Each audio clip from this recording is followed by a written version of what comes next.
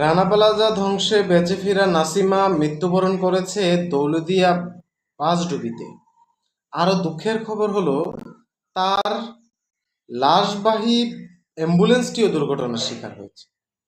দুর্ঘটনা যেন নিত্যদিনের সঙ্গী। সড়ক একেবারেই অনিরাপদ। প্রতিদিন কোনো না কোনো মানুষ সড়ক দুর্ঘটনায় জীবন দিচ্ছে। ঈদের ছুটি ৮ দিনে দেশের মানুষ শহর থেকে গ্রামের বাড়িতে ঈদ করতে এসেছে। এই ৮ দিনের ছুটি কাটিয়ে মানুষ ফিরে কর্মস্থলে যেতে পারে নাই। ২৭৫ জন মানুষ মারা গেছেন সড়কের অব্যবস্থাপনা, সড়ক দুর্ঘটনার মাধ্যমে।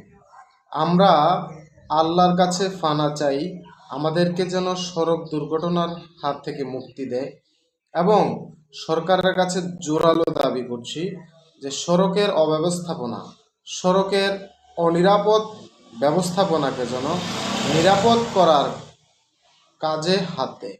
বাংলাদেশের প্রতিনিয়ত সড়ক দুর্ঘটনায় অনেক মানুষ মৃত্যুবরণ করছে।